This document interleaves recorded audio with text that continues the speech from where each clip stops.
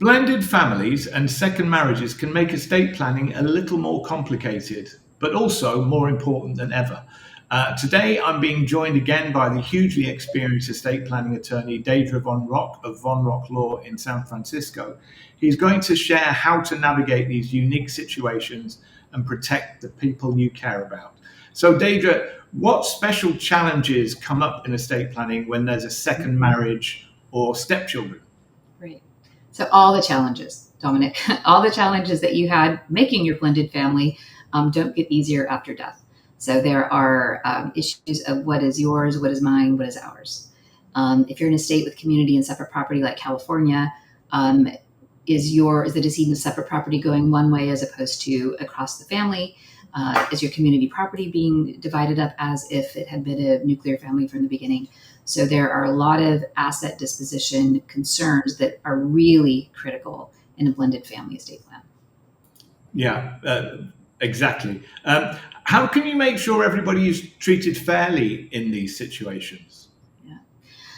Fairly is very subjective upon who you're asking.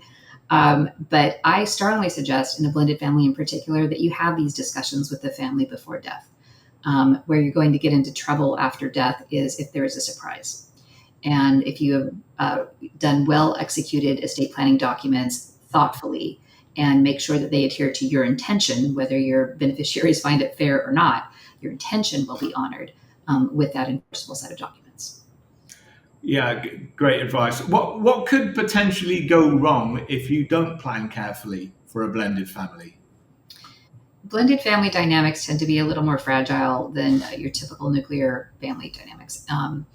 And every slight, every unhappiness, everything is going to come to the surface and it's going to be litigated in court.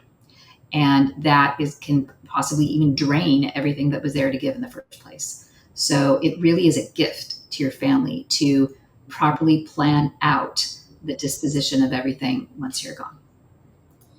Yeah, absolutely. And do you find that clients find it awkward to approach this with their spouse? And how do people handle that? Yeah, I think it's awkward even if you're not in a blended family because that whole thought of death is something people aren't really comfortable talking about.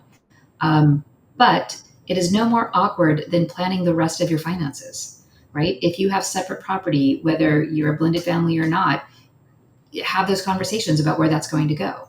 Is your community property going to be divided up equally among the children or not for one reason or the other? So it should be no more awkward than if you were not a blended family. And it really is just a part of your overall wealth planning and management. And it should be treated that way as opposed to, an emotional time bomb. Yeah, make it just part of the everyday, if you can. Deidre, thanks for shedding light on estate planning for blended families and second marriages.